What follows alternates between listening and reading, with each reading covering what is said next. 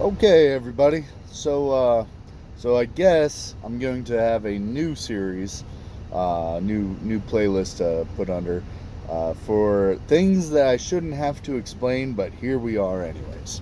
So, uh, I got kind of into a little debate with somebody yesterday, and they had a very poor understanding of the way the economy worked.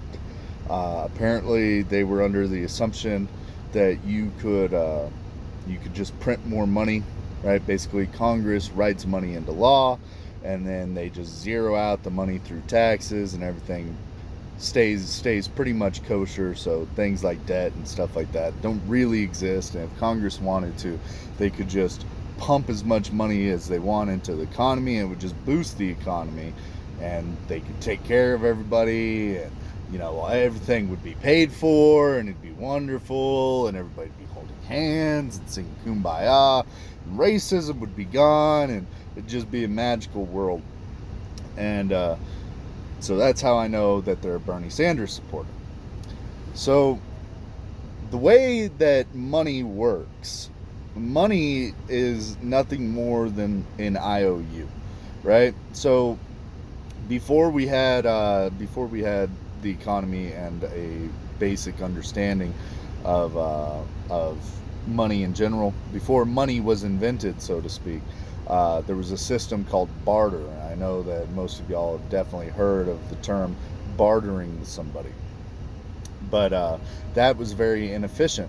So we came out with money so that way it could represent the labor and products that we are contributing to society, and it'd be an easier medium of exchange between people rather than having them require something while we also require something of them. Something called the problem of want, I believe, is what the economists call that. But anyways, uh, so money solved that. So our GDP and our economy isn't actually based on the money that we have, right? It's based on the products and services and things like that we contribute. So over time, as things get streamlined by innovation and technology, right, our GDP increases, as well as when our population goes up, our GDP increases because there's more people to contribute labor and produce more products for everybody to use. So that's a real quick gist of how money works, right?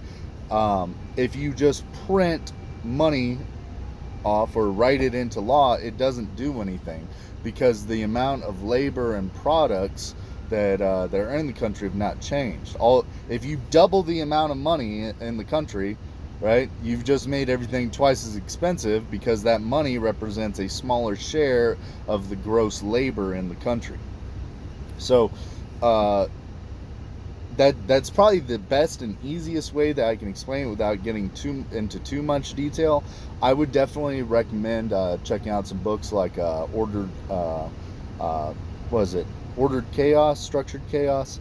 I believe is the name. It's by Ludwig von Weiss. Um, Fantastic book. Really nails home the dangers of socialism, communism, and a brief economic overview in general. But I would suggest reading up on some of that. Maybe some Milton Friedman is another very prominent economist. But you should probably have a little bit of an idea about the way that the economy works if you want to have a discussion on it. Pumping the economy full of money does nothing except provide a very short boost that immediately comes back once everybody realizes how much money's in the economy, right? When people can afford more, and there's more of a flow in products and services that are normally stagnant, like housing or college, things like that, they increase due to the amount that they're trying to maintain a certain percentage of somebody's income. um, uh, it works out really well in the long run because you've already secured your loan in with the bank or whatever, but um, your overall income is coming higher if you're like a landlord per se.